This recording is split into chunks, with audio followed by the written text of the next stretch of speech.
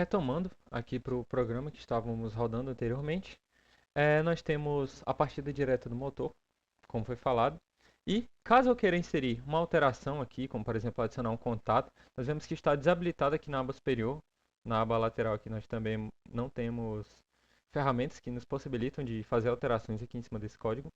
Isso se deve ao fato de que o programa está rodando, o programa está online, ou seja, não podemos fazer alterações com o controlador operando, né? Então devemos ir em Logout ou Ctrl F8.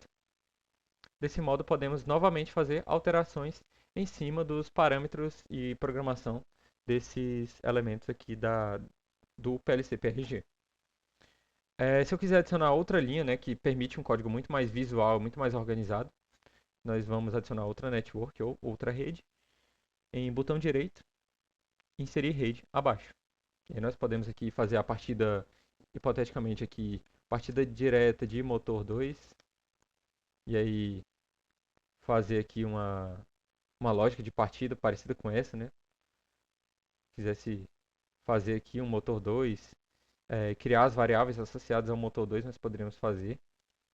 Também, vocês conseguiram ver que eu consegui copiar a rede inteira, né? Não precisaria copiar elemento a elemento, consigo fazer isso de maneira inteira. Se eu quiser excluir, botão direito e excluo a rede.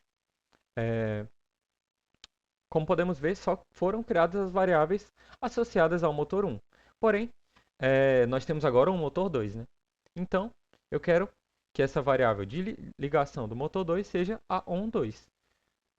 Só que essa variável não existe, ela não foi declarada ali em cima. O que acontece se eu pressionar Enter? Se eu pressionar Enter, ele aparece uma declaração automática de variável. E ele quer saber qual será o escopo que a variável vai estar inserida, que é justamente aqui, o var. O nome eu já tinha inserido, on2. Ela é do tipo booleano. E aqui todos os tipos de variáveis que podem estar sendo criadas, né? Porém, como estamos falando de contatos, será uma variável binária ou variável do tipo booleano. Associada ao PLC-PRG. E se eu quiser inserir algum comentário ou algo relacionado, eu posso estar inserindo, que não é o caso agora. Quando eu der OK, podemos ver que essa variável que foi criada dessa maneira veio para o escopo das variáveis que já estavam definidas. Mesma coisa acontece se eu chamar esse off1 de off2. Pressionar Enter, ele vai criar uma variável do nome off2 do tipo booleano. E esse booleano vem automático devido ao estarmos criando variáveis relacionadas a contatos. Então, naturalmente, ela será uma variável do tipo booleano. Vamos aqui também criar um status2 para completar. Pressionar Enter. E eu posso também estar copiando esse status2 e estar inserindo aqui nesse contato. Ou seja, de maneira muito mais rápida, conseguimos criar essas variáveis e elas automaticamente vêm aqui para o escopo das variáveis entre o var e o endvar. Ok, já aprendemos a criar networks, já aprendemos a criar variáveis de maneira mais simplificada. Podemos agora inserir outra rede. Agora vamos inserir uma nova rede abaixo dessa partida direta de motor 2 para trabalhar com, além de contatos, né, que já trabalhamos aqui anteriormente, trabalhar também com alguns blocos, né, blocos de funções. Vamos estar aqui inserindo uma rede abaixo. E essa rede aqui eu vou denominar de temporizadora, porque a gente vai trabalhar aqui com um bloco que aborda justamente questões de temporização. Nós temos aqui o bloco de maneira vazia, que nós podemos inserir.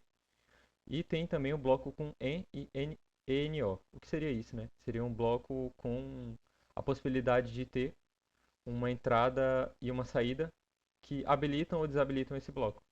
Vou inserir um aqui para a gente poder visualizar. O EN seria justamente o enable, né? O habilita, que a gente pode estar associando aqui a um contato na entrada. Ou seja, se eu quiser que esse bloco tenha uma variável relacionada à habilitação dele ou não, posso estar inserindo aqui uma variável habilita bloco. E aí, consequentemente, a gente vai poder habilitar ou não esse bloco. Mas no caso não vai ser interessante, porque aqui é um programa mais simplificado. Então a gente, por hora, não vamos estar trabalhando com blocos com a possibilidade de habilitar ou desabilitá-los, né?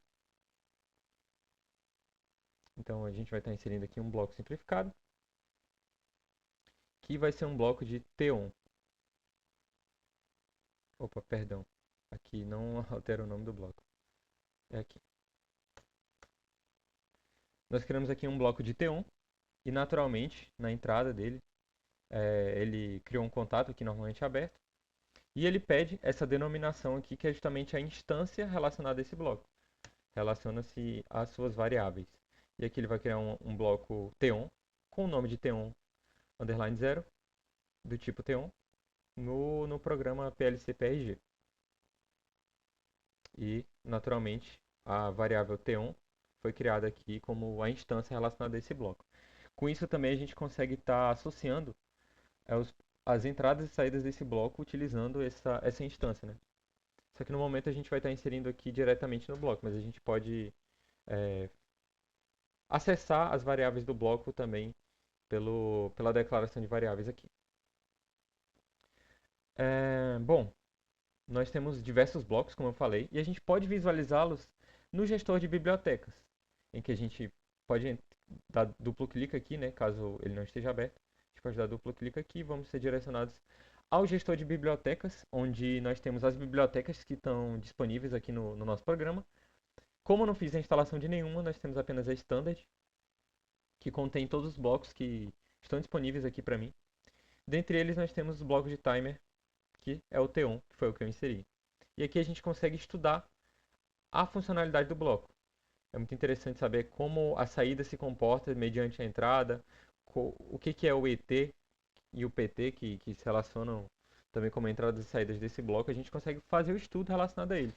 A gente tem também aqui as variáveis de entrada e saída, né? No caso, como entrada, a gente tem o IN e o PT. Como saída, a gente tem o Q e o ET. O IN e o Q são variáveis booleanas, ao passo que PT e ET são variáveis do tipo time, variáveis relacionadas a tempo, né? E aqui a maneira gráfica, né, a gente tem o bloco de fato, né, como se dá a execução do bloco. E a gente tem aqui as entradas, como foi falado, em PT para saídas Q e ET. É muito interessante a gente estudar as documentações dos blocos antes de utilizá-los, né? Então a gente pode acessar aqui o gestor de bibliotecas e entender como cada um dos blocos funciona, né? A gente tem uma gama de blocos disponíveis aqui que contém essa documentação que é muito interessante para o estudo deles, né? Ou a gente pode simplesmente vir no bloco e pressionar F1, que a gente vai ser direcionado à aplicação web do próprio desenvolvedor do Coatsys. Você é direcionado ao site deles e lá você tem a possibilidade também de estudar como funciona o bloco. É uma outra possibilidade, né? Então, é bem interessante também por esse viés. Bom, mas de maneira simplificada, como funciona o bloco T1 ou tom? A gente tem uma variável na entrada, que é o in, que no momento que a gente tem uma borda de subida, e a gente consegue visualizar inclusive aqui pela imagem, né, que representa uma borda de subida, ela só ativará a saída o momento em que o tempo PT for acionado. Ou seja, vamos aqui inserir um tempo em PT e a sintaxe de tempo aqui no Coatsys é T, jogo da velha, o tempo e a unidade de medida, né? Então eu vou colocar 3.000 milissegundos, né, que são 3 segundos. E vou colocar aqui uma variável na entrada, vou colocar T1 in. Acho que é natural, né? Variável do tipo booleano, já que é um contato. Do enter. Vou colocar um contato na saída, uma bobina, perdão, que vai ser T1 out.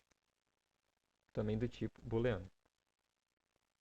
E aqui nós temos o ET, que é o elapsed time, ou o tempo recorrido, tempo corrido, né? Bom,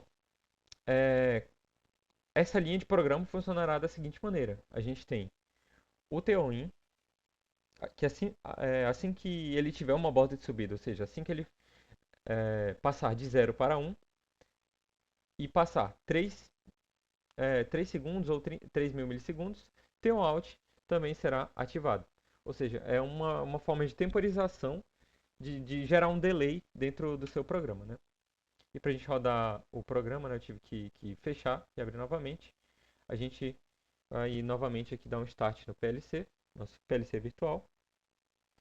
E aí vamos conseguir fazer a simulação desse bloco de T1. O PLC já está rodando, status de running. Aqui a gente pode fazer uma compilação para ter certeza que não tem nenhum erro de sintaxe ou algo relacionado. E aqui ele já me disse que tem um erro, que eu não sei o que é. Ah, é porque a gente não colocou nada aqui na saída. Como essa variável no momento não é interessante para mim, não me interessa saber quanto tempo foi ultrapassado, eu posso simplesmente deletar, que a gente vai poder rodar o programa. E ele gerou sem erros, né? A gente não, no momento não está precisando da variável de tempo recorrido e já podemos fazer a simulação. Né? Vou dar um logon,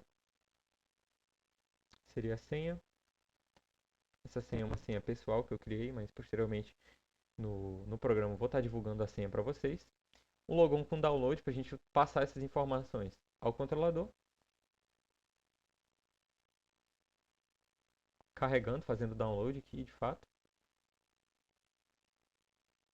E o nosso programa já está no CLP. A gente dá o start e o programa agora está rodando em execução, como a gente consegue visualizar aqui embaixo. Acho que no momento fica mais interessante a gente visualizar direto aqui. Bom, vamos ligar o T1 in, colocar esse bit em true, botão direito gravar todos os valores de device application, aqui o tempo correndo e com 3 segundos a gente ativa uma saída.